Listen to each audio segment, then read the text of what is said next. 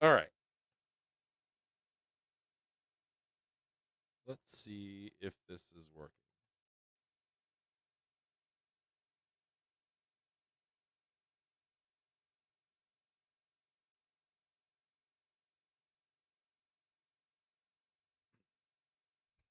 Check one. Hey, apologize for that. The past week, the past, the past week or so, I've been having some compute issues on my end. I don't know if I've solved them at this point. And I want you to know before we go any further that this stream might shut down. I have two computers here, and I thought maybe the main streaming computer was behind in tech, and I haven't looked at it since I bought it. I bought it; it was kind of like mid to top of the line at the time. I have to replace computers, PCs, and components frequently. I run these things like a bad donkey. I run them, I tax them worse than even an in real life streamer with streaming a video game. So I'm constantly upgrading and things like that. Well, this PC I have not looked at in a while. So I thought maybe it was just time. I'd outgrown the PC and the upgrade wasn't worth it. I would have to buy a computer that's, $5,000 or $6,000, just a PC. Maybe $3,000, but likely somewhere in that $3,000 to $5,000. So it'd be upgradable. It's kind of weird. Like, I gotta say, like, warranties for me don't matter because unless it's like right in the beginning, like it just doesn't work. But then you don't need the warranty. And by the time I get to the point where I need to use the warranty, I need to expand anyways. So that doesn't help either. Like warranties on this stuff, it has to be something catastrophic. But what's fascinating is, ironically, my other computer that's the slave to the other one, the RAM in that one is like 64 gigs or something. And I had upgraded that one, but the graphics cards and all that crap were outdated, so I got the new one. And I never looked to see what the RAM was, or I forgot what the RAM was in this old. It's not even old. It's like 2 or 3 years old. I never looked, and my computer here was crashing. And I took a look, and I'm like, man, I realized that the heat. Like I have fans. I have the cooler for this PC. Then I run AC, and I run extra fans on it. So it's been crashing, and it's been looking like it might be the RAM. So I ran a test this morning. I crashed this morning when I first started the stream, and I ran a diagnostic tool, and it said my RAM was fucked, probably from heat and abusing it. But then I also noticed that it was only 16 gigs of RAM. So I'm like, no wonder it's dead. I've been maxing that thing out, and I've been doing a bunch of other stuff in the background, like limiting what Windows can do, using Edge instead of Chromium or instead of Chrome, to limit the usage on the computer. Now I could have bought 128 gig online. Micro Center didn't have 128, so I grabbed this one here, which is Viper Gaming Steel 64 gigs. This was the best they had. So I got the best that they had. And RAM is the kind of thing where if I've got a bunch of screens going and stuff, that's where I'm gonna feel it. I'm shocked that it was 16. If I had known that right and I got the computer, I would have just upgraded immediately.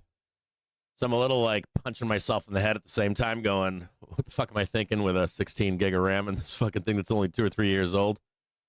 And it's super easy to implement, anyways. So I apologize. This happens. We live stream. We do it live here, so shit like this happens. It's not frequently, but when you're live streaming like I am with no help, shit breaks. And the way that we stream here, we use a lot of resources. So anyways, I apologize. You know, I apologize 100%, but there's nothing I can't foresee this shit. I've been foreseeing it for a couple weeks, but I've been trying to diagnose it, and I don't want to break off the 3 to 5K until I absolutely have to. It's not a money question. It's fucking a tech question. Like, whenever I upgrade, every time I upgrade this shit, it's like it's just old almost immediately. So you try to get you try to max out what you can get from it before you do the upgrades. And this is due to like software companies, fucking internet companies, hardware companies, and every generation we go up, they're like, oh, that you know, the average person now has X amount of RAM and X amount of this and X amount of GPU, and so we can just slam this dog shit programming up their ass. No offense to you if you're a developer out there, but you know what I'm talking about. So I don't like upgrading because every time, not upgrading, I hate replacing because it's many thousands of dollars, and then it's many hours of moving stuff over to a new setup. It's brutal. It's like it can turn into like an 80-hour week. I shit you not. Like RAM's no big deal, but like replacing a computer, it's like fucking 80 hours, and there's troubleshooting and there's all kinds of fucking nonsense. So if you've never done that kind of stuff, if you do that kind of stuff, it's not so bad if that's your job. But when it's not your job to do that stuff and you do it, it can be like a nail in the head. It really is like pound. So I'm at like year 3 with this computer or this PC, and if I could just get 5 years, I'd be happy. I just want to get my money's worth with it. So I'm sorry to be ranting here about this, but I guess it's kind of what I do. So and I'm ready to buy the 5090. I was gonna buy it today, and I'm just like, I gotta try this first. So it's like, I'll get the 5090. I'll do it. I'm down. But I just want to try the $200 or $400 option and see if that even scrapes us into slightly cheaper or a new generation or whatever. And I'm not traditionally a computer guy, so I'm kind of good at this stuff, but my background is not in computers, and not only that, I don't have the free time to spend. I don't have like the 4 hours every day to research this and research that and research this and research that. I spend most of my days researching the market. And I research the market, like, you know, like, what do the fucking bears think? What does State of the Gang think? What does the bulls think? Like, what does these guys think and those guys think? And try to go down the rabbit holes of their thesis and see if it's likely or not, or the probabilities change or not. You know, and those things always change, right? Your probabilities are constantly. Sorry about that. I've got construction guys here. Like things like the stock market is so dynamic that you're constantly chasing fucking holes to make sure that you're not missing something, because you're gonna miss something, right? You're gonna miss something eventually, right? Well, 30% of the time, for a great trader, you're gonna miss it. I try not to miss things like 90% of the time. So I pride myself on that. So I gotta spend that time doing that shit, and I gotta weigh what I can and can't do myself, right? Life is like that, right? You have to weigh the time that you spend on things, and it kind of sucks too, because you know, when you're in life, it's you want to go down rabbit holes, and like, I want to learn this, I want to learn that, and then you do, and then you have to stay on top of it, and if you don't, you fall behind, and so you have to stay as competent as you possibly can if you're not doing that stuff all the time, or you don't have the time for that stuff, so that you don't lose all of your knowledge base. Anyways, we're gonna try this. I hope that it doesn't crash. We're gonna find out. We're gonna tax the fuck out of it. I got VR porn playing underneath me. I got a robotic hand down there. I'm just kidding. But we're gonna try to max this thing out and see if we can break it. And if it doesn't work, I'll just go out and get the new PC. Dude, every time I buy these fucking things, like, gamers are like, when they're brand new, they're like, oh god, I wish I had that. And I'm just like, oh, it's a fucking tool. Like, I can't even enjoy this fucking thing. I wish I could, but you know, I need it for you guys, right? So we'll try to push it off as far as we can. And it's not even a question of money. It's fucking a question of how soon this shit is past its prime or its date. It really, truly is. So you try to push it out as far as you fucking possibly can until you absolutely have to upgrade. And I'll be honest with you guys, I fucking hate Windows 11. I fucking hate AI. I do. I hate it, and I hate the resources it takes, and I hate that they're doing this with Windows. I know you guys want me to do Apple, but fuck Apple can fuck right off. Sorry. I can't do it. I can't. I'm an Android and PC guy. It's so easy, too easy. So, and it's not even the money. It's just the dope shit you can do with a PC it blows Apple out of the water. Sorry, and I don't need it. I don't need to look good for anybody. I don't give a fuck about someone looking at me or texting me and thinking, you know, he's only got. I used to own Apple shit. I don't anymore. My kids do. My wife does. But I don't do that shit anymore. I've driven over too many Apple iPhones. I've broken too many of them. I've been locked out of iTunes before and lost all my music. I've had Apple fuck me sideways more times than I can count. So, anyways, let's take a look at the past few days. We got something to talk about. Should I make this private? So originally this morning, let's rewind this a little bit. When I started the stream this morning, I was trying to show you where the bottom was and where we're going next. So late last night, let's rewind a bunch of this shit. So late last night, or early last night, around 8:15 in the evening, 8:30, something like that, I saw the tick, and I was like, we fucking hit it. We hit polo. Now the market can go down. And not only do we tick it, but we peaked our heads above, right? You never want to see the failure. You never want to see like just the tick and roll. You kind of want to pop your head up. And you look for this when you're in a downtrend too. You're going to expect not to peak your head up, to break trend to go higher. And if you do peak your head up, you're going to go, oh shit, there's a chance of us going higher. Same thing with lower. It doesn't work as well with lower, but it works really well on higher. And that's because we're in a bull market. You know what I mean? We're not in a bear market. And even if you're in a downtrend in a bull market, it works much better anyways. And I want you to always think about that stuff. When I say poke your head out and just take a peek, that's normally telling the sellers above you that they're weaker than you. It doesn't work every time, but it is an edge. It's an edge like 70% of the time. That is a lot of edge in the stock market. Now you have to add that to a bunch of other second, third tier shit to give yourself an informed opinion as to where we go. So at 8:15 last night, I'm like, that's all we need. And that's all we need. We're going to have a date with Marco. And of course, right when we hit it, it was like, boom, start selling. And whoever sold last night in the middle of the night, congrats. It was an easy fucking sell. And it just like sold all down into this morning. And I'm like, we got a little bit more to go down. Maybe we can sweep. Maybe we can hit this number. But we know that no matter what that number is, we're going to come right the fuck back up. And we're going to trade Marco. And that's what we're doing right now, right?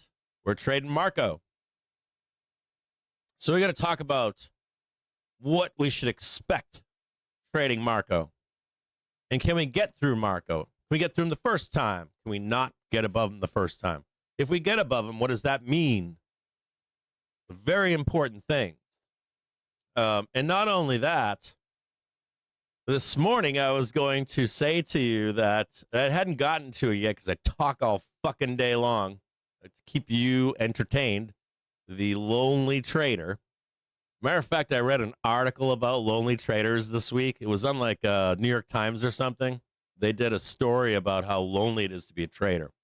And it is. You and I are fucking friends. I don't know how the fuck I ever found myself in this situation. I feel like I'm your therapist or something. Seriously. But I'm not really your therapist because we know each other. I actually hang out with a lot of you in real life. Like I actually know you. Talk to you on the phone. I know your wives' names. I know your kids' names. I know what you eat and what you hate. I know what your jobs are. A whole bunch of you. So anyways, I was going to tell you that I wanted to make the second half of today a private stream for the community. And I don't know if we should transition into that right now or not, but we have a lot to talk about. And the reason we have a lot to talk about is because on Friday, when we got the big red bar down, we got a red bar that says caution. That's it. It doesn't say all-time highs. It doesn't say crash, Black Friday, Black Monday, or whatever. It says caution, and there's a reason for it. It's telling you something.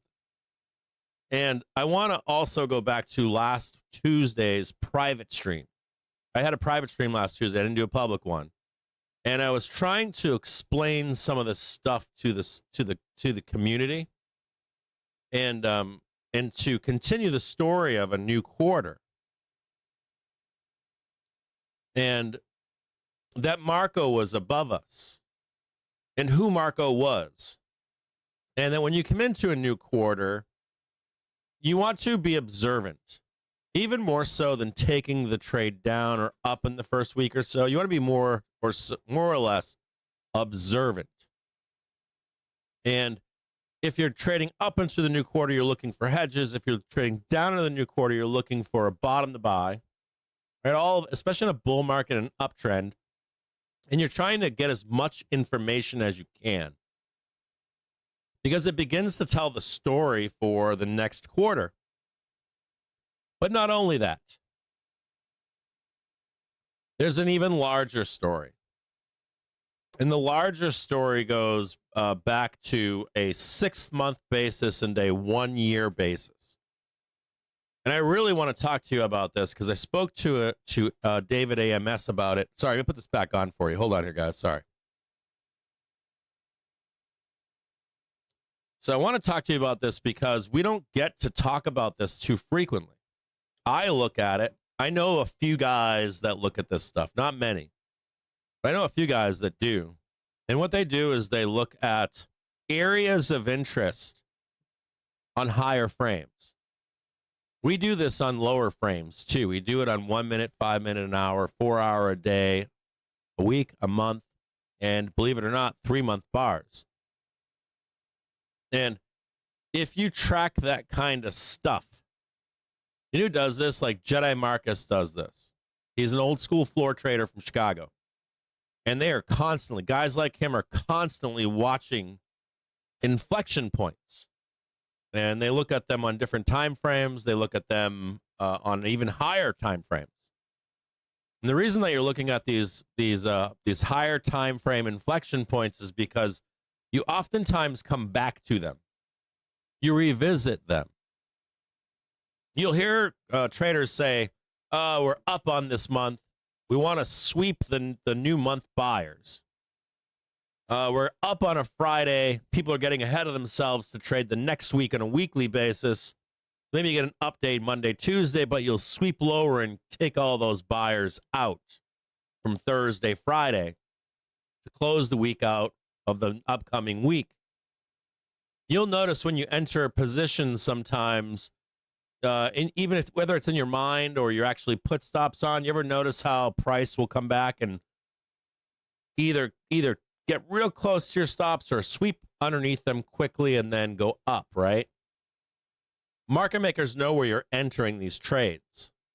Dealers know where you are. They also know if you have margin.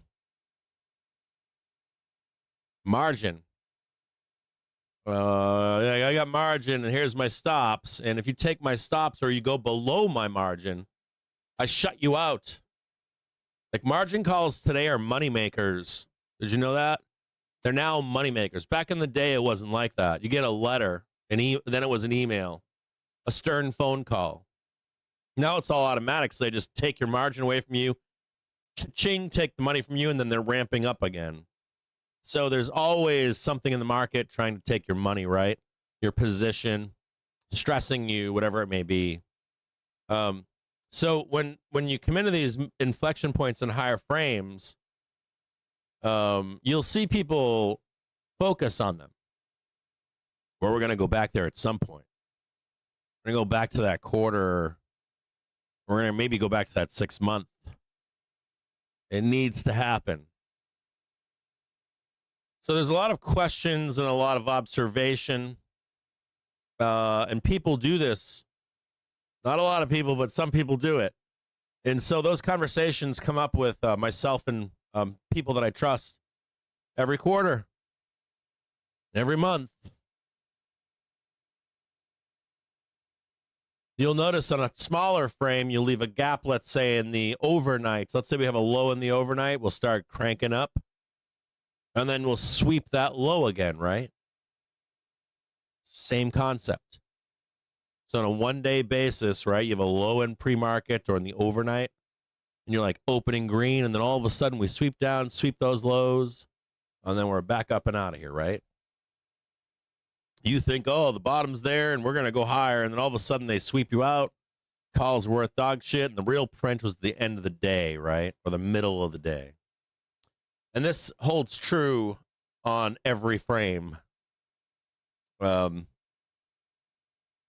Every frame is a painting, right? Like movies. So you have to try to get as much information as you can there.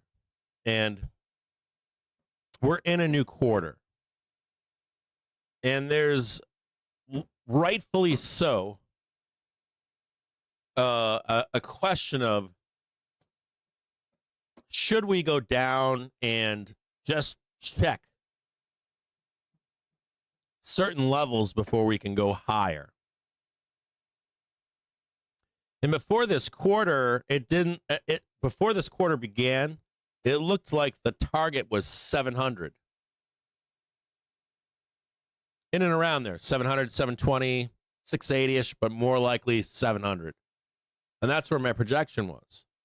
So we come into Q4, and we start riding up, right? We put our hedges on, roll our hedges, or you're like me and you're hedged out into November OPEX. But no matter what, we start heading back down in the beginning of the quarter. We start looking for a bottom to buy. So you're hedged out, and now you're looking for a bottom. And the question comes up, what about all these places we've looked at before? And will we do it now or later? So if you remember the chart that I posted for you that was multi-time frame, I showed you like a 1 hour, a 4 hour, a 1 day, a week, and a month. I was like, here, this is the whole thing. If you had a stock market screener, think of them as all being transparent, and we're looking through them to get a complete picture. And I said, in October and November, it looks like there's a window for a correction. Actually, that November window is looking less likely. The October window is the big one. And the next window is not really until like December 31st into February, March, April. Now, what's important about those windows is, does the correction happen in October, or does it happen after we hit 700? Now, a large group of my bull friends want the correction right now. And technically, it should happen right now. Technically. From a technical standpoint, it should happen right now. But from a economic cycle, business cycle, sentiment cycle, and not only that, but a velocity standpoint, and for where we should correct, I think it's slightly dangerous to want that correction right now. And I see where like Kolonovich, or whatever his name is, Klosky, or whatever his name is, says the crash will be in October. I said it started in September, but we're probably going to do the elephant thing and do a larger distribution. And the crash should be somewhere in like December 31 into like April, May. It should be big. And why do I say that? And I'm going to give you the reason right now publicly. I've been trying to form this in public and I haven't been able to. And for me, I don't like the idea of trading 636, 616. If you don't know what I'm talking about, some of you out there do. I don't like the idea of trading that today or this week or next month or even into the middle of November. And the reason why I don't like that is because I see we don't go to 700. We don't go to maybe any higher than 680. And we would blast through that 36 and 16 and potentially trade even 560. That's a massive downside move. Now, not thinking about that 560, like, woo, that'd be great. I love it. I'm a bear. Woo. There's further implications from that, which would mean that you would trade, excuse me, you would likely trade or attempt to trade a new all-time high would likely take you into the spring or summer of next year. So you'd be fighting for an all-time high when economic data, there he goes, he's already in there. Look at him, a bastard. So when the economic data can really get messy, it's not messy now, we're not going to price it in now, but if that shit gets uglier, it's riskier to the bull thesis. So my point here is this.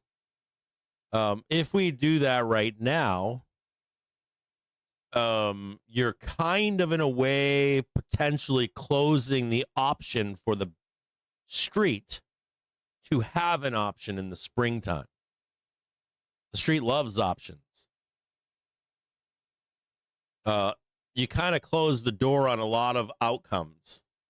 If you go to 700, it leaves the option to blow off velocity, have a crash, a proper crash. It leaves the door open to a new all-time high. It leaves the door open to entering a bubble. I know some of you think we're in a bubble. I'm telling you now, we're not in a bubble. I don't give a fuck what you say. You haven't seen a bubble. So if we do it right now, though, a lot of those doors close in the springtime. There's only one real choice, and that is likely a failure of all-time highs, and we start this big fucking 10-year new cycle. And there's risk there. There's cyclical inflation rearing its head. If you've ever read any books by any of these fucking ex-Fed chairs, they don't even believe that they have that much impact. They kind of blunt it, maybe, or accelerate these things. You hear they're late, or they're this, or they've done too much of that, too much of this. They can, like, encourage certain things or blunt certain things, but they don't stop the fucking natural cycles. I'm sorry. So, cyclically, I don't like it now. I like it in spring. And I always look for those things. And the reason that I look for those things is because I like neat packages. I always, whenever I like hear a bunch of bad news, you ever notice how they wrap it all up with one package? They're like, whoop, we solved everything all at once. All of a sudden we have doom in springtime. All of a sudden we have doom in the fall. And all of a sudden we come out of the fall or the spring, and all of a sudden it's wrapped up like a nice, neat bow, right? Same thing with the bear market. How many times we've been in bear markets, so we go down to the depths of hell and we're like, oh my God, it's the end of the world.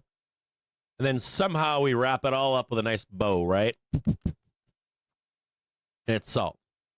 So you're kind of looking for that too, right? Like, how do we wrap all this up? How do we give the option for this and that to take place? How do we like, how does this all fit together? How do you put the puzzle pieces together and say, oh, this kind of works? Now, even though I think that certain things should happen, I have had them not happen. I've had experiences where those things have not happened. Like, oh, that would have been a way better way to do this. So That's not a question of being right or wrong. I think this would be the best way for this to happen. Now, Friday's red bar lends the idea of not only caution, but it shows another path for the market. It shows a different path than the one where we go to 700 and we do the fancy pantsy thing down in the springtime. So we have to be aware of that other path. And I need to talk to you about it, show it to you, and explain it to you so that you understand what that risk is. You need to understand the upsides and the downsides and what all this means. Now, we're not there yet. It's not a done deal, and it's not even potentially an outcome. But you have to look at it and say, I'm aware of this, so that you're not just blindsided. And not only blindsided, but you wouldn't be blindsided with triggers at all. You've already gotten your first warning on Friday. So you'd be looking for other signs of it and triggers and velocity, a price action with those things. And that'll continue to tell the story. But what you don't ever want to do is not acknowledge them. Hindsight trading is bad. And it encompasses a lot of different things. And that hindsight trading, you sometimes look back and you go, why didn't I see this or why didn't I see that? And that Friday bar was one of those things. You can blow it off, say it's nothing, and it isn't nothing, but it is caution. And so what is it caution for? It's trying to tell you some information. It doesn't tell you something's going to happen. It just says you got to start paying attention to this, that, and the other thing while you're on this other course. That's pretty clear. And the stock market's like that frequently. It gives you so much information, and then you have to see the new information that it gives you and add that to your thesis. So we have to talk about that stuff. And we're going to. And I don't know if it's going to be in a private stream. I can turn the stream off at 4 p.m. We can do it then. I think that's the best way to do it. Personally. Now let's get back to the stock market for the end of the day. We're going to chat about even this down move right here. We're going to chat about this and peeking your head up and stuff. So let's look at this close right now. It's 3:30 or it's 3:43. And so we're going to go over here to the trigger screen really quick. And the first thing we're going to do is not even look at that. If we come into an inflection point up and an inflection point on the bottom, doesn't matter if it's up here or down there, does not matter. The only thing that matters is that every time you hit it, you have a bunch of things that can happen, right? We can auto reject it. We can go up to it, close to it, and auto reject it. We can go up to it and touch it, and auto reject it. We can go up to it and blast right through it, hold on to it, and reject the down. Oh, that's wrong. Blast up, not make a new high, and reject. And all of these things mean and infer different things. Same thing down below. You come down, sweep, you're out of here. You come down and you sweep, right? Touch it, you're out of here. Break down below, touch it, and out of here. Break down below, and then make a new low. And all of these things mean different things. And that doesn't mean you're long here or that you're short here. This is where you're actually trading this thing or this thing. You leave the FOMO to FOMO gang on the tops and bottoms, and you collect that information. And when you get that new information, you make some decisions as to what to expect on the down move and the up move if there's going to be one, or the down move, the up move, and if there's going to be a blast below the low. So I said this in the stream this morning. And the first thing that I said to you this morning was what? I don't think that we have a catalyst to get above Marco. There's Polo, and here is Marco. And this fucking guy is smooth. I want to show you what this guy's been doing. I think I called it spite selling. This guy over here, right? Sorry I find it so comical, but it's so obvious. And when it started was way back here. This fucking guy, he came in and he was like unloading into a Fed rate decision, rightfully so. And it was bought, wasn't it? So he made some new highs up here, right? And he came right back again, didn't he? When I unload a bunch of securities in here, whammo. And we bought it again, right? Retail stepped right in. Same group. And they bought that shit again. And you notice the smashing where he is up here? Smash, smash. But you bought it again. And what else is important here is, in particular, as we came into the beginning of the month, this fucking guy was unloading, wasn't he? Spite. And you guys play Dungeons and Dragons? Barbarians have something called spite, I think. It's just like, fuck you, good for you, new high. Oh, you got a new high? This is why I was on Twitter going, a new all-time high. Woo! And I also noticed that Reddit Wall Street Bets, they weren't happy with that. I know I would read the chat, and nobody was happy at a new all-time high. I'm reading FinTwit, and nobody was happy with an all-time high. And I'm gauging sentiment. That's what I'm doing. I'm not on FinTwit posting, woo, all-time highs again, fuck you. Well, it seems like that, but I'm not. I'm gauging your sentiment. Do I get 100 likes or do I get 5 likes? If I only get 5 fucking likes, there's a problem. That means that someone wants to see this sell. That also means that other traders are reading stuff or consuming stuff that says crash or this or down or all this other shit. So when I post something like that and I don't get the reaction that I'm looking to see if it's there to go up, I'm saying, oh, these guys want this fucker to drop.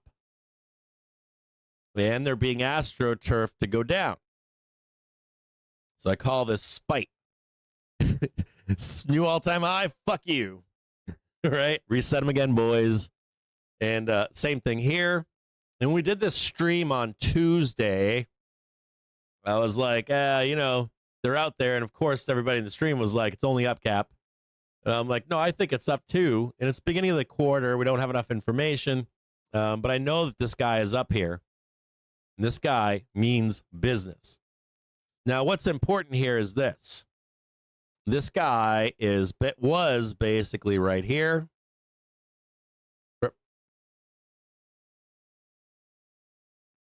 He didn't get it on his rate cut. He was right here. And he was in the vicinity of right here. Every time it came up into this 75, it was like, fuck you, I'm going to sell. And that guy would be up here too. He'd be up, well, not that far. He'd be up at 80. And he would try the same thing again right here. It's not really try, it's distribution is what it is. So this time he winds up being successful on Friday. This is Marco, of course. Let's get rid of all this. So we got Marco.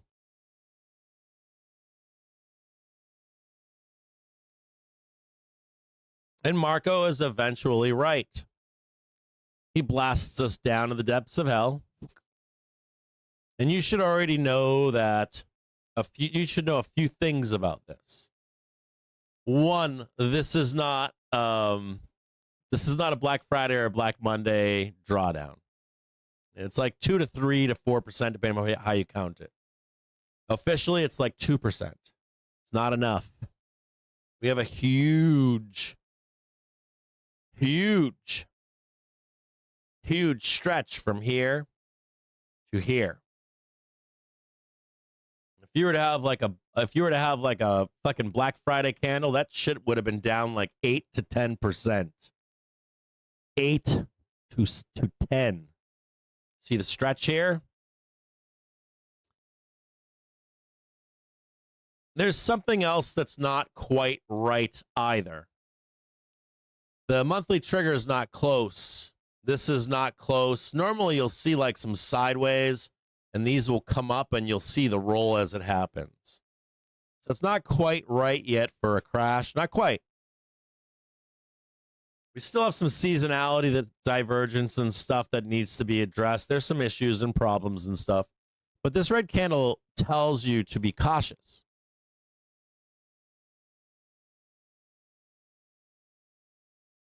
And it's telling you to, hey, if you're looking higher to 470 or excuse me, 6 or 700, you should look to just see if there's any other outcome. Now, there is. And there was.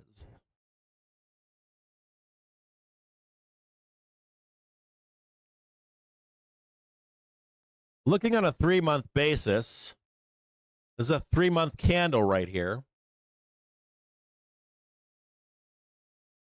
There's Marco. There's 2 important things I want you to see here.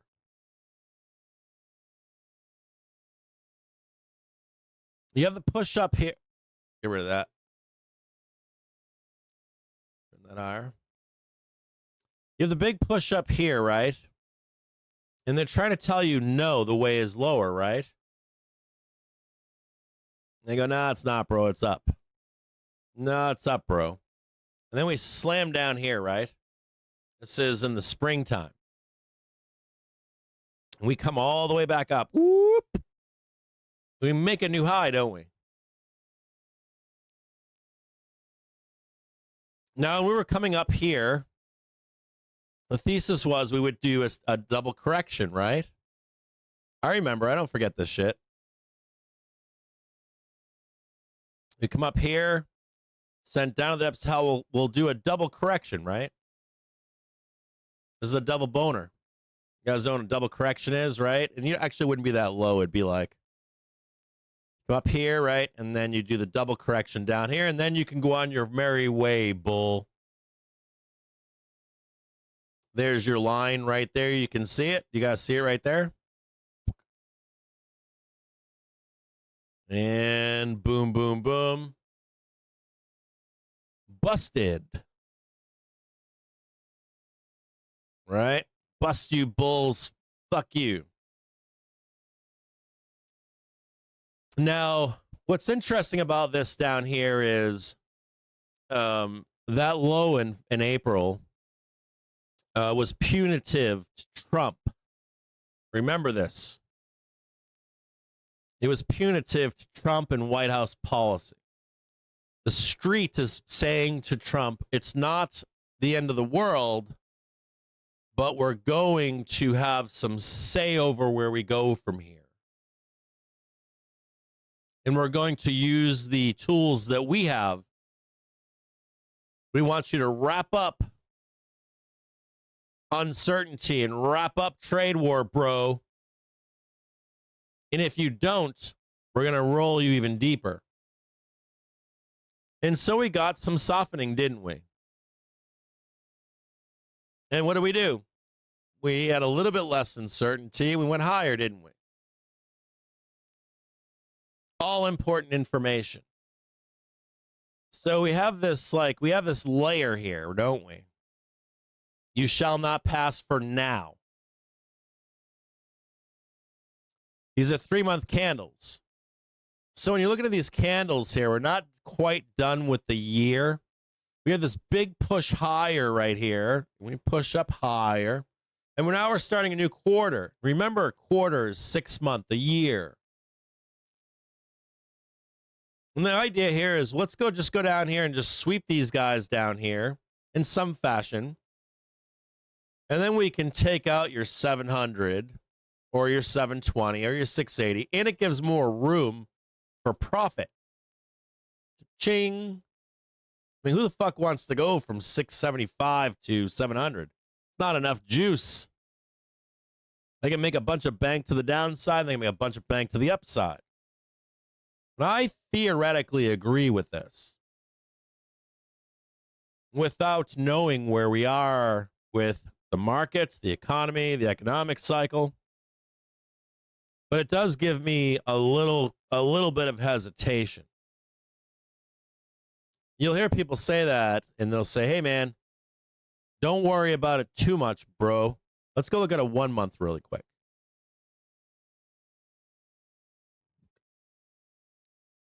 Let's do a quarter down here. That's 610. We don't need this one. Not yet. We will later. We can leave that one there.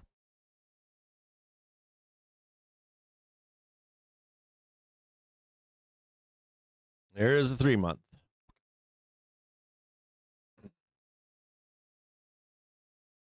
And then we want to look at the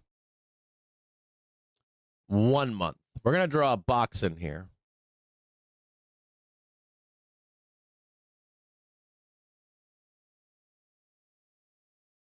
We're about there. I'm going to draw a little box right here. Make that white. See that 617.17? That's where everybody wants to go. 617.17. Right about there. On the deepest, about there. See it? 617. Currently, I don't see that as bottom. Currently, I see bottom. If we were to trade that, right about here. Right there. 556.36. That's where I see it, if we correct right now. Somewhere in here, more than likely slightly higher. Right there. 564.99, 556.36 is the target, right down here. I don't think anybody sees that right now. I don't even think fucking bears see it unless you're a doomer. I see it. I only saw it on Friday. Friday, Monday, Tuesday, it started opening up to me. So, does it mean we trade this? No. But we have the caution candle that says, I want you to look at it. Like, okay, I'm going to look at it. So I looked at it. So let's take a look at it right here. And I want to explain to you why I'm concerned here in a moment. I'm going to piece all this together for you here in a moment. So,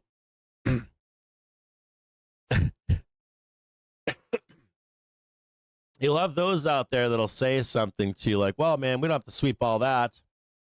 As a matter of fact, we already swept this much of this candle. We can actually sweep this much right here and go higher. That's 640, 650. And you'll have some people say to you, well, let's just sweep that. Let's sweep 640, 650. I think that's is actually reasonable to go up to 700. I want to show you why here in a minute. There's your 1 month, your 2 month, your 3 month right here.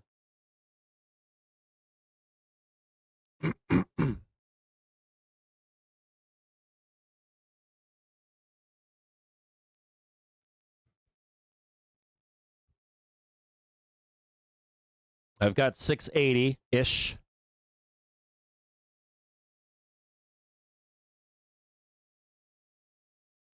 $690-ish.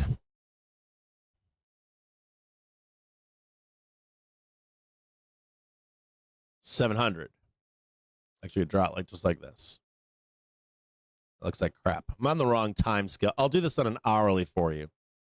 But basically, I've got 680. I'll do this in an hour in just a minute. 680 coming into the new quarter.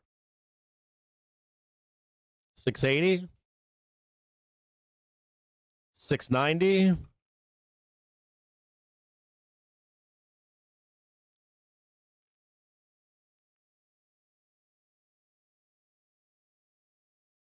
$700. More than likely we trade like 695 or something, not quite 7, but and we'll do the crazy bull 720 as an outside the range, like a two sigma move or something. And what I'm looking for here is some kind of something like this. Do you see this? So you're up at your high, you smash it, you smash it, you smash it, and then we roll. This is the same process that I'm looking for here. Smash, smash, smash, and roll. See, it's something just like that. Now, when we're doing this, we oftentimes will correct quite deeply before the last one. And that brings up the question of, do we correct this deep and go up here? Or is there a trap somewhere in here? Is there possibly a trap? So when you look down here, and you get that big move right here, right? It's like, yeah, Cap, we can go right down there and then do this one, then do that one. I'm like, yeah, there might be. See that weekly right here? I think this time, you see that wick? That there's potential for us to roll down right now. And there's some implications for the markets next year if it happens right now. So we're going to go and look at that right now up here. And my concern is that we're not hitting our targets. We're hitting 675, not 680.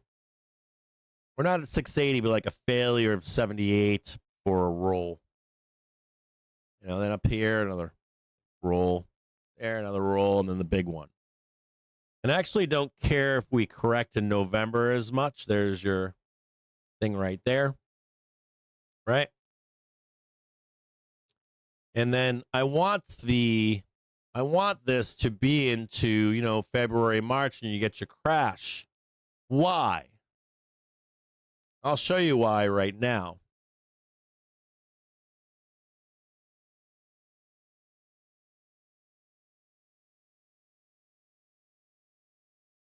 If you start this process now early, you are looking for that. I really want this to be like this. I do.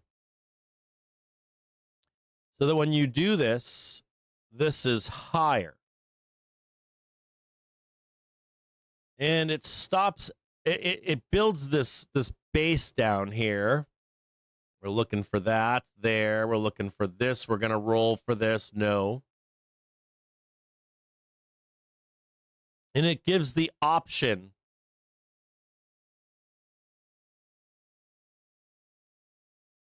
It gives the optionality to the street to decide if we're gonna go into 2026 and blast underneath and go lower, or we fail a new high in the summer and then we go lower. It gives the option to go up and make a new all-time high and then roll lower. It gives the option to fail a new high and go lower. It gives the option to enter a bubble like 1996, not 1999. When you start to correct like this early,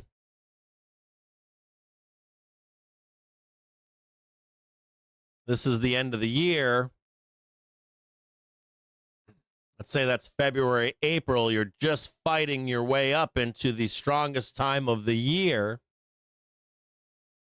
You know, you get into you start stalling here in the middle of summer, and now you're into the rest of the bear season. You know, July, August, September, October, November. And if you haven't made no new highs and your stonks are losers, you start wanting to do tax loss harvesting. You start saying, man, that was a shit year. Fuck it, I'm out of here. Before you know it, you're down there. So here gives us no real options in the spring, in my view.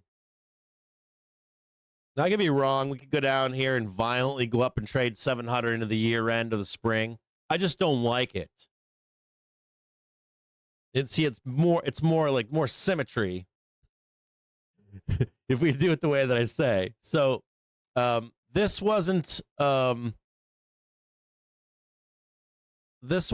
my deck of cards until that Friday red bar. And now it is. Are we going to trade this? I don't know, and I don't care. I know that the daily trigger will tell me. I know that the red bar warned me. I know that if the daily trigger follows price, that'll be the second warning.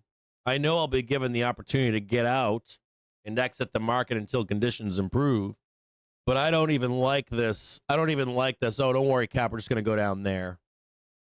And there's a reason I don't like that. I'm going to tell you why right now. Why I don't like that. And that is because of Velo here. And this shit is maxing right now. It's maxing here. It's maxing on a monthly basis. It's maxing on a weekly basis. So if we're at a major top, I kind of like the blow-offiness of it. I kind of like the blow-offness of it. Like, blow it off, max your gains, and then we deal with it in a place where the street has optionality. And why does that optionality matter? Either Trump or the White House or the economy or the economic cycle is done and we don't know it. And they just want the fuck out. And that's something we can't know. Or they want to give that chance to the economic data or the economic cycle or even the White House and leverage. Think about that leverage that I talked to you about down here.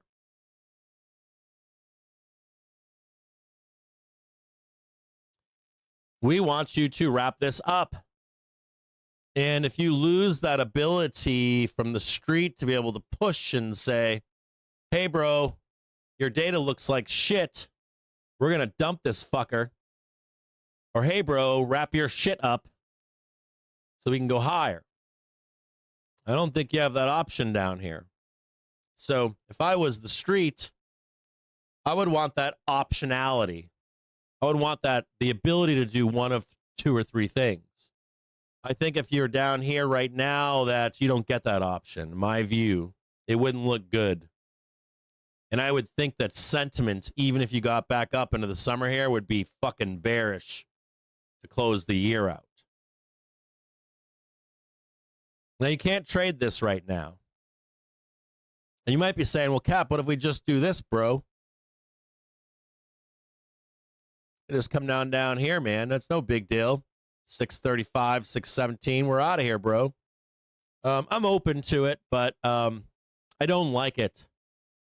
I don't like it into December. I don't like the sentiment heading into December 31st. And coming down here and then fighting your way back into maybe it is February, March. But I just don't like it. I don't like it with the economic data. I don't like it with the unknown. I know the economic data, and it's deteriorating. And it could get better. It's deteriorating. TMT, you already know that they are beating at EPS, but you already know that it's been down, even with the beats. The street's arguing that it's going to come back up in springtime, Q1, Q2, it'll come back up. But when the street tells me that shit, I think they're fucking lying to me. I'm like, yeah, we ain't there yet, bro. I don't even know, even if we beat, that it's going to start climbing again. Like, TMT returns have been slowly going down, but the EPS is here, we're beating it. EPS here, we're beating it. But it's still lower. It's still lower. It's still lower.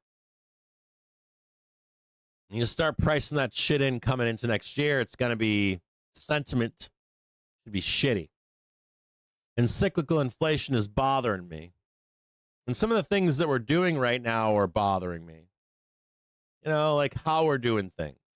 I like that we're doing some of these things. I just don't like how they're being done. And even Moran, what the other two fucking guys, Besant and whatever his name, the used car salesman, even they admit that what they're doing is the first time since the turn of the century, and that there are risks. You see the de-dollarization, you see gold mooning, you see China, Taiwan, you see the factory building and the machinery building in the United States. We're going through an economic change. You can't deny that. Most of you don't even know how far along we are. I hear people talking crazy right now. But that is happening. So there's a lot of risk moving forward. That's already there. Not even like it's there. So the higher the better. Why? It gives you a buffer. It gives you the buffer. So I want to show you that to you right now, simply. You know, do you get the trade right where we are right now? You're looking at a trade potential. Maybe you hit 80 down here. And I wanted you to see that blue line right there. This one. Right there. And I really like the idea of that blue line in the spring. It's like we came down here, we can come right down here and check again. When we're down here checking, we're underneath that place. It opens up the door for a rejection. This is just a squeeze. We're heading down. It opens the door to a lot of bad shit. So let's look at it from here to now springtime. Let's call it. We don't do sell in May anymore. But let's do. We don't do it anymore. We haven't been doing it. But let's just look at what it would look like in May.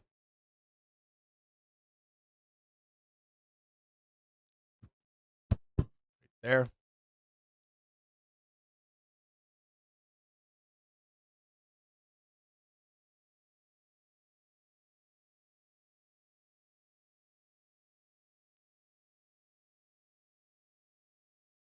And what that would look like in and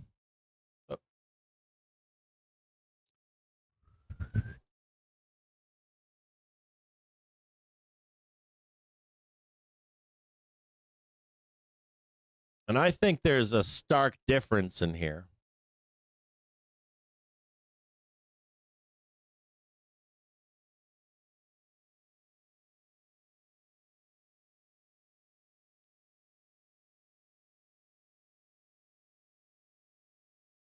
It's one thing for you to be holding this over here. See that right there? Confluence right there. That back test that we all want on those higher frames. We have real risk right now of hitting that thing and blasting right down through it to the monthly. The monthly's here right now. The monthly was here. I'd feel a little bit better about it. We can crash it afterwards. We can go up here and make new high in the summer, come down and start doing the thing to the downside. Economy starts fucking up. The cyclicals or the cycles are done. I don't know. The White House tells you to fuck off. There's your inverse head and shoulders. We're down. Or everything is honky-dory and we're back up for a nice summer. We extend the bull market. You hear the bulls saying that we've extended it. You can have your 20, 30%. Not 30, like 23, I think it is. So you're like, nice, neat package. Well, that's 14%. That's about 20 right there. You could even shank this down for a minute. 20. A little bit of spring in here, right? You start talking about a 20% correction now. Right where you are, and that's only 10. Let's start blasting it through here. That's 22. And we're due for a crash. Like, we're due. I'm going to warn you right now, we're due for a violent move down. You start doing any of this kind of stuff down here, and it ain't going to be pretty. A move like this ain't going to make anyone happy here. And it's going to bring up all kinds of shit doom. So I'm not saying we can't not do this, and I don't think we're doing this, and we're not, technically, we're not doing this yet.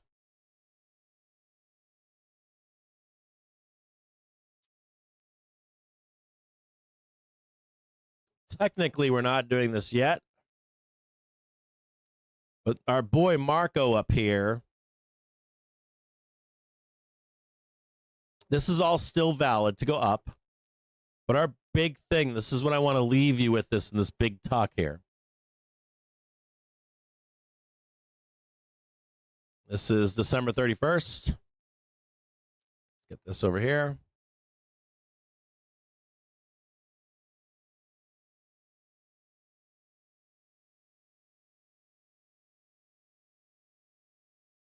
You want to see that 82.5, that 90,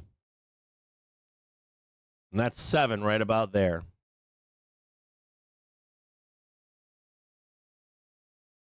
In my view, you don't want to give this up. You want to hit that 80, 82, however long it takes, like, you know, up and then up.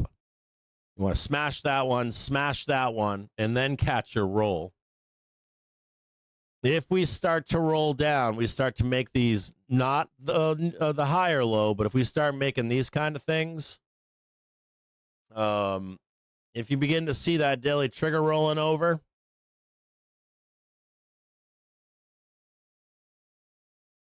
if you begin to see that daily trigger rolling here, you start to see price rolling with it, I would be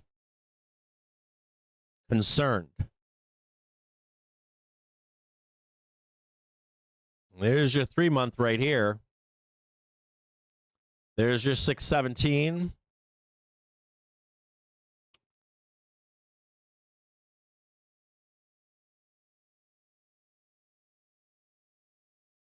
Here's your weekly too, big cluster of weeklies.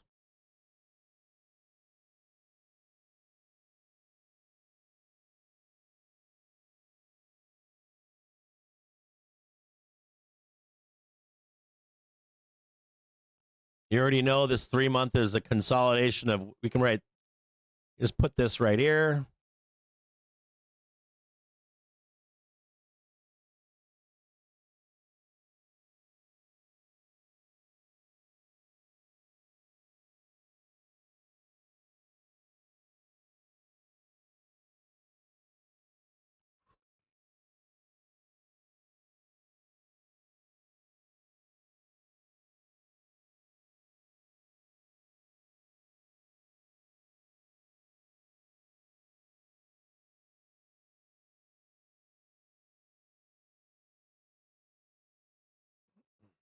And here's your weekly trigger right here.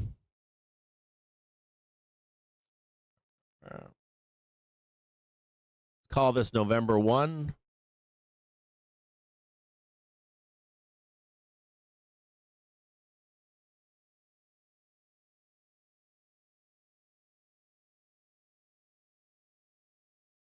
And that's where those buyers are, right?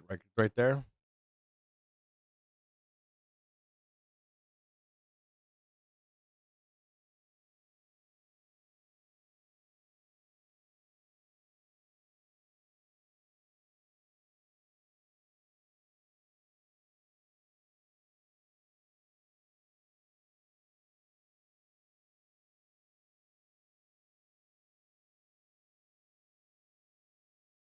Our boy Marco over here. This is your September 17th. September 17th, gang. Slammed you down. Our boy Marco wants to dump us down here into November. That's it. That's what he wants. But our boy Marco is not really Marco, is it? Our boy Marco is CTAs, trend followers, COTs, or they're just not in the market. Vol control gang. And they accelerate selling. They're sellers in all scenarios. They're sellers if we go up. They're sellers if we go down. They're sellers if we stay sideways. They're just sellers. So I'd much rather Marco sell on a high than sell on a low. I realize the top has less ability to get up there, but when we start going down, Marco is going to be like whammo, and Marco is going to be like whammo, and you start selling down here, and you might think as a bull, well, this is good for markets to do this. I'm like, yeah, it is good for markets to do this, but do you know that there's a bunch of other sellers in this? So you get some accelerated selling at 620, whammo, you're down below it to your 3-month. And from the numbers that I have, when we hit this 600 right here, the selling goes bananas. If you think this is bad selling over here, you hit that, and it triggers liquidation mode. That's what it's called, liquidation. CTAs, vol control gain, they begin liquidating. I showed it to you on Tuesday. I showed you that big line going up, and I was like, we go past that right there, it's full-on liquidation mode. I'll show it to you in a private stream again. I showed it to you on Tuesday, how there's like a liquidation mode right in here. And so basically vol controls like down here, and you get back up with vol control gang, but there's a big vast nothing over here, and it goes down and down and down and down. So when you think the selling is going to stop, it likely doesn't. And that's how we get Kolonovich saying your crash is in October. He knows that there's in the background a very large group of sellers in the market that will accelerate that downside. Now, they can accelerate that downside now in October, or they can accelerate that download sell side at 700. You get what I'm saying here? So you're going to get it either now or you're going to get it in fucking December. You're going to get that selling. The question is, where do you get it from? If you get the CTAs dragged higher and they're selling and they come back down to this level right here at 650, you haven't breached that violent downside selling. So at any rate, I don't know if you understand all this stuff, but what I want you to know is that there's danger here.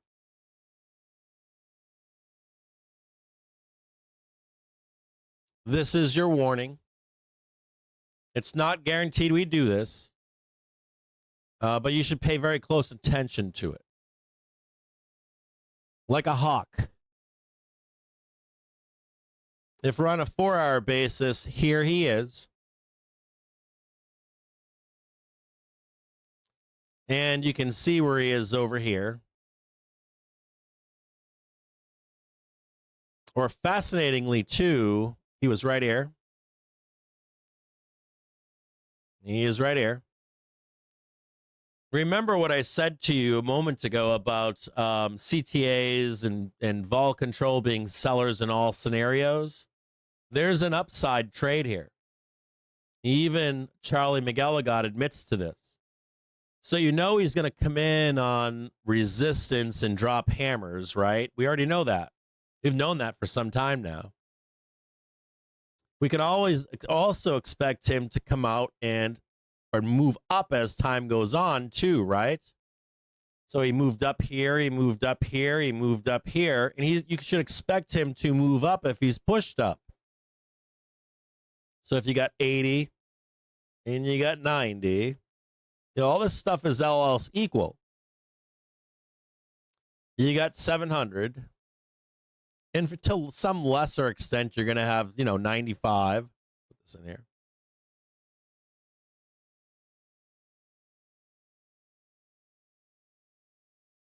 You're going to have 85.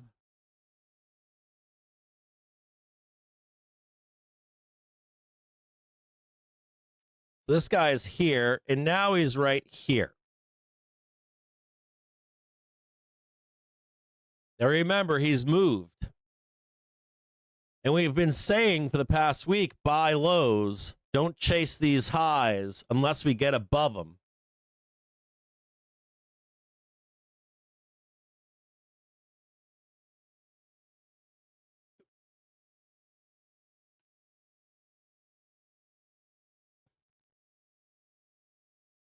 So you're chasing lows. You're chasing lows. You can push this guy up if you just do the tip. Literally. If you do just the tip on that red bar, he will move. That's it. If you do just that one tip, that fucker is going to move all the way up here. He will then move up here. Whoop, just like he did back here. So if you're able to break this up, whammo. Now you're trying to chase that? Fuck no. He's going to fucking drop another hammer on you. But you can buy that again. And you can push him up again. He's going to try to push down again. He might even get us into November down here. He's trying to do it right now. But you can push him back. And even when he's dropping these hammers, you're going to deal with the same shit all the way out. There's another potential here, too. Right now, where we are in the market is the end of bear season. He only has so much time. He only has till October 31st, maybe the middle of November. So if you're pushing this bear season guy out up here, he actually has the potential to jump to December 31st, believe it or not. I'll show you an example of this in a moment.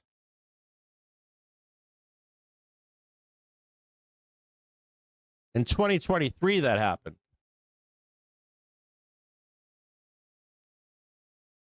In 2023, in October, we went down until October 31st, and we reversed and went up.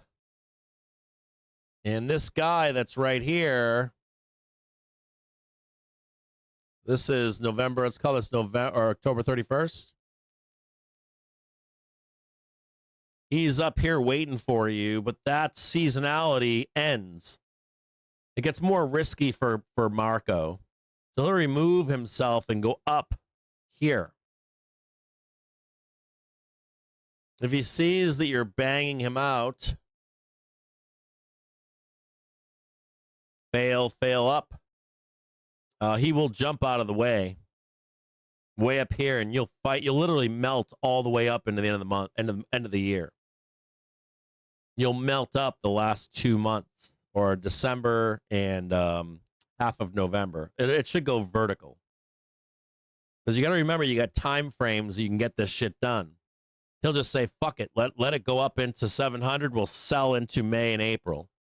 And we'll get everybody on our sides. We'll get the whole market wanting to sell with us. Easier. His last easy window is right now. He's got a window. He's got a fucking window into the 31st. Right here, this is his window. So if you're fighting him and fighting him and fighting him and fighting him and fighting him, his window fucking leaves. It's easier at that point for him to move way higher.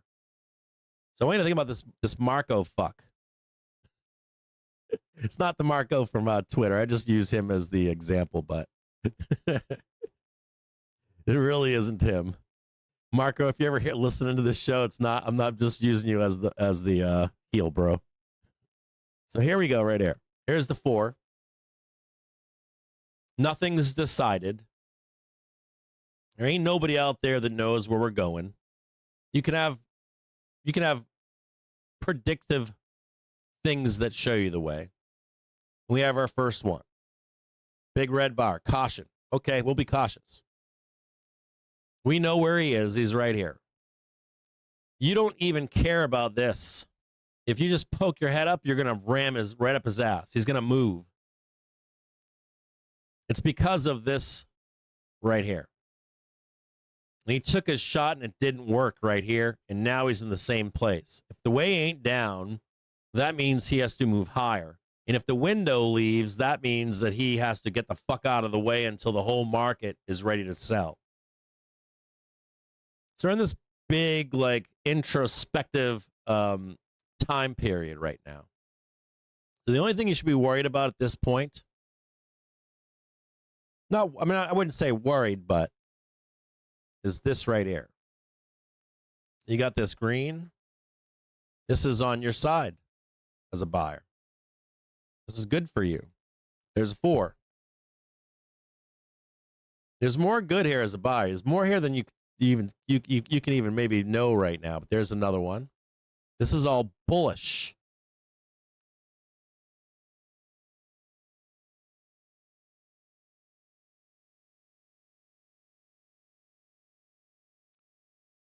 Now, going back to last night, we went up and took out those 1 hour bot sellers, right? Those were the polos. That was positive. We came back down again into this close, and we're now sitting on the 4 hour. The low over here from today is higher than that low over there. Lower or a low, a marked low and a higher low. That's positive, right? Blast it down, halfback trade, and we peaked our nose above the halfback. We actually did like 61%. That was positive. 61.8%. We didn't do 50. We did 61.8, I think. We peaked our heads up. That was great. We blast down. We come back up. We make a new high. And let's look at that one right now. You had this prior high. You have this high.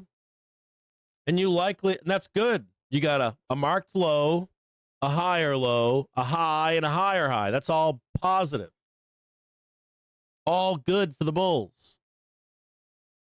You shouldn't expect to beat Marco that easy. Neither in here either.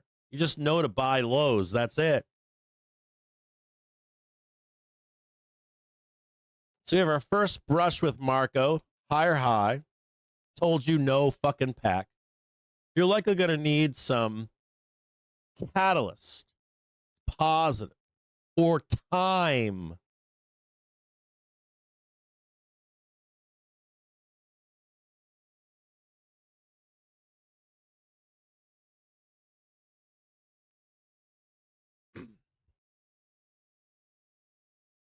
So what do you want to see down here?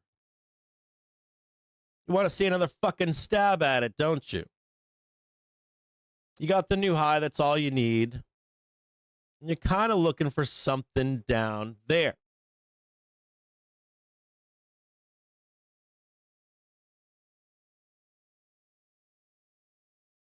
And even if you just get closer, that's okay. Go right there. And then smash it. And then let him do this. Does this look familiar to you? We just did this last week, didn't we? He's going to try to send us all the way to the depths of hell again, isn't he? When's his next chance to take us out? You guys know, right? His next and last chance is probably OpEx, right? You got it. You got OpEx over here.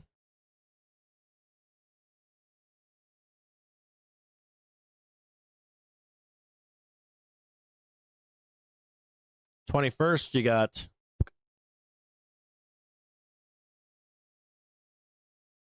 Vixpiration. But you got a card on your sleeves too, don't you? Remember, trend is right here.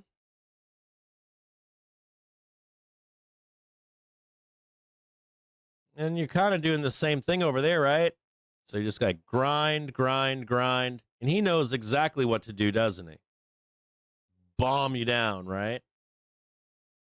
He's got a little something in his sleeve too, doesn't he? He's got OpEx. He's got Vixpiration. That's on his side. So what do you have? Potentially Trump. You've got bigger Giga Tech earnings. That's the 27th. 20 or 46% of S&P 500 reports between now and here. 46% of S&P 500.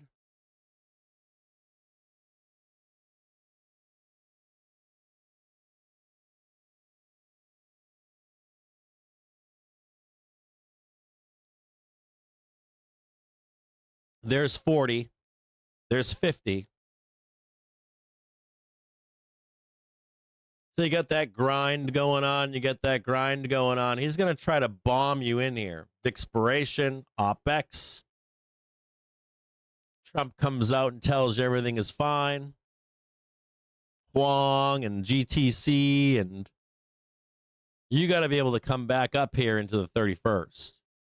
You got to get back on trend as he tries to dump us down here, so you can escape to the upside.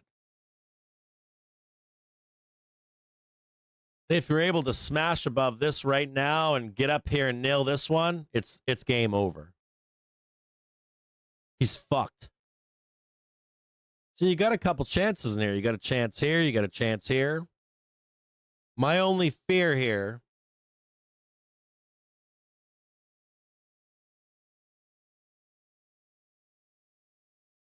is that they're lying to us.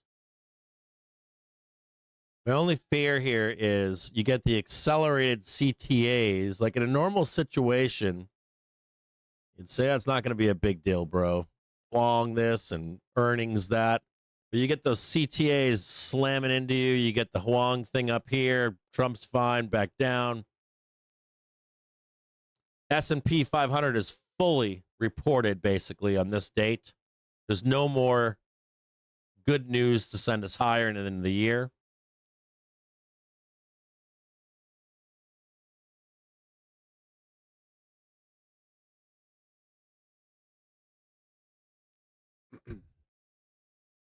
This fucking guy's got this fucking guy right here.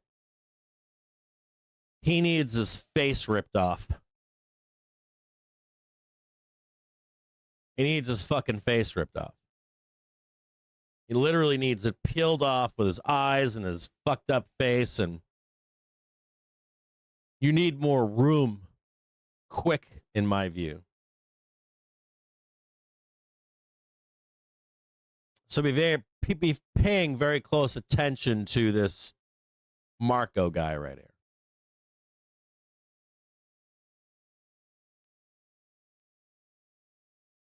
And I would warn you that when we come into this, if we follow this trajectory over here,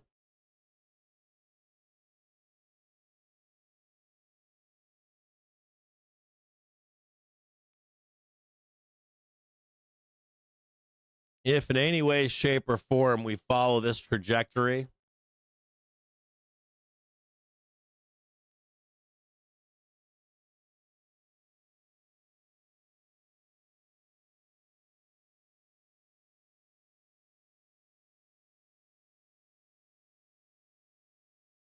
see that right there? If we follow this trajectory in any way, shape, or form, I would be very, very, extremely particular about buying that dip. I would want to see like the daily trigger come down. I would want to see the hourly trigger come down. I'd want to see price get above it, a new high, and I would only take that trade. Only take that fucking trade with those conditions.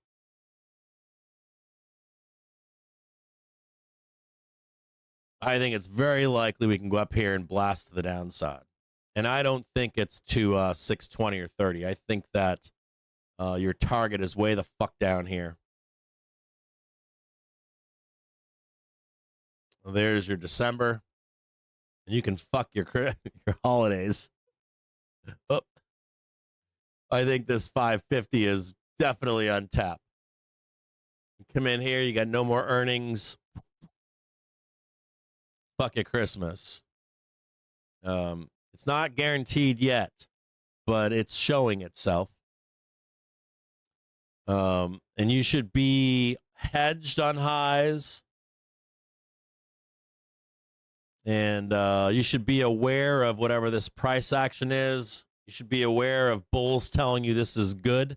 I disagree. And I would need to be proved wrong. I would need to see, something like that. And then I would need to see it like, new highs, all that kind of shit to even consider that 700 trade for like a 300 point up into the end of the year. I would totally need to see it. And this opens up a whole nother can of worms for next year. So watch this very closely. Now, what do you care about right now? None of this. Don't think about any of that. Don't think about any of this right now. You can. We will. Your quarterly expectations have this in it, but you want to be watching this fucking guy up here, and you want to be watching if this is bought or not. I think it'll be bought. I think you're going to grind this up into OPEX, but I want the Ass Blaster 3000. That's what I want. And I want the choice for the markets in the springtime. I want the street to have all three choices, all three outcomes. I don't want this fucking group of people up here deciding what the market's going to do. So fucking greedy. So when we're coming down here, we know that's Marco. We already took out the 1 hour. You want to be watching this very closely. When we mark these bottoms, you want to make sure that we mark the bottom. You follow your rules. We beat the prior high, and then you start taking it long again. As far as I know from right now, you want my expectations as to where we go from here? It's probably this. I want you to think about the Friday the 17th.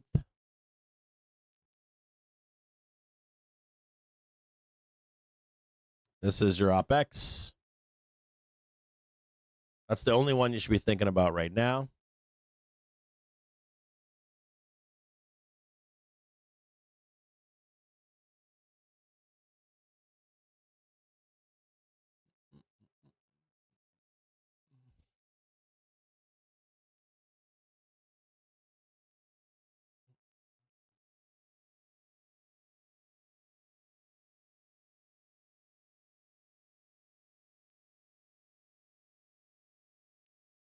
Your halfback's right here.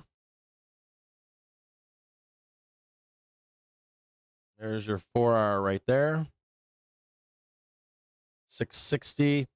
We'll give you 58.50. It's a nice pullback right there. He's not fucking around, this guy. Normally, I would say buy it right here and we're up. But because it's Marco up here, I don't think so. I think it's going to be deeper. I think it's going to be fucking deeper. Draw that right there. There's your tip.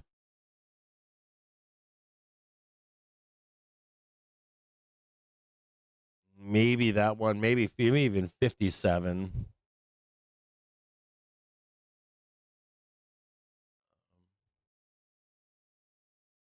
So you can see this.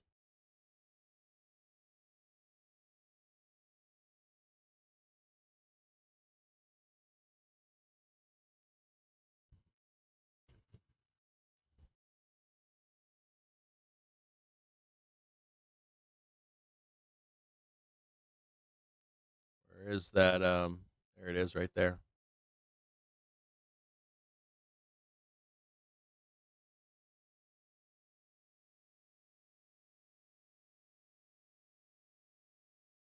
You'll hit that one right there.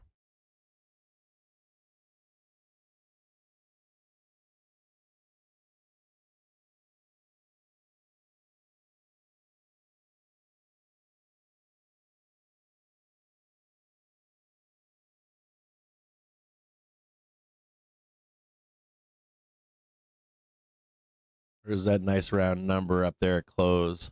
Right there.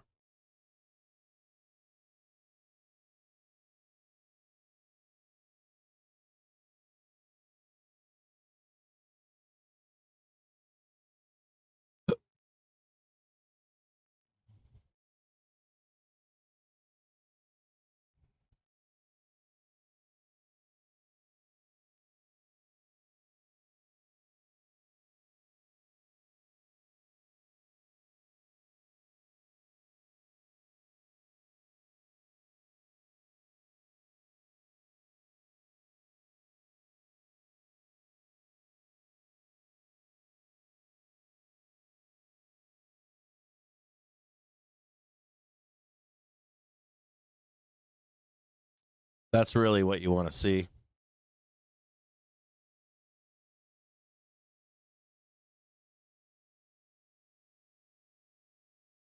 There's your OpEx.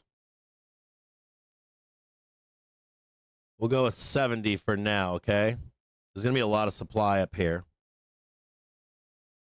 Right? A lot of supply on OpEx, right? You ever see the supply come into OpEx?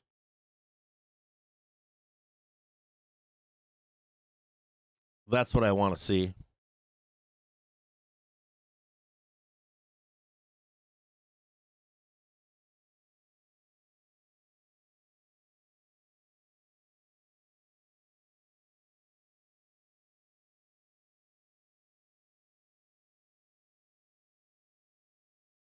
I want to see Marco's ass get run the fuck over.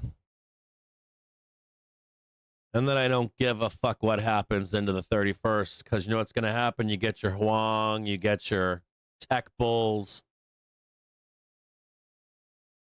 You get your Huang. Your Trump comes out and says, I met with China.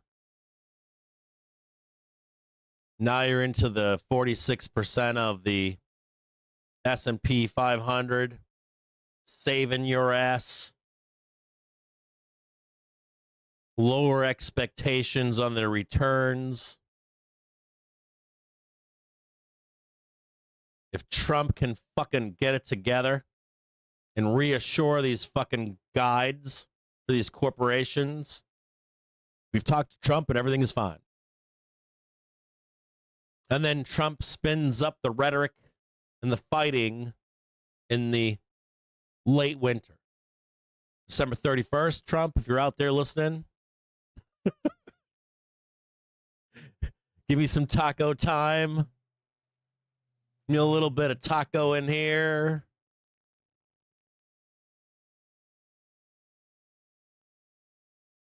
Give me some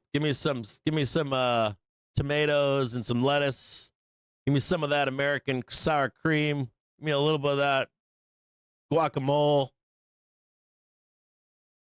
And then Trump, if you're listening out there, come back on December 31st. Come back from then and talk shit until May 1st if you need to. You got 4 fucking months. Do whatever fuck you want.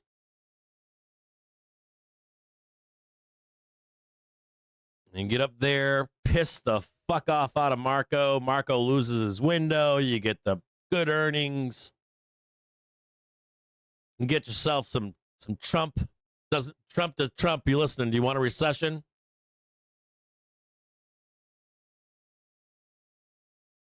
What is it? 11 out of 12 Republican presidents. You don't want to do that, do you? You want to be the 1 out of 12 that didn't.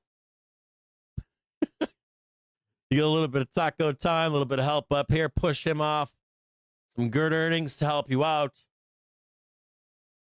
You get ASAC or whatever the fuck it's called. You get Jerome Powell. Gives you a rate cut. A 1-2 punch. Punch that bear out a little bit.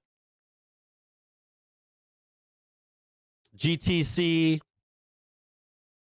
And then you crank this fucker right up into the end of the year.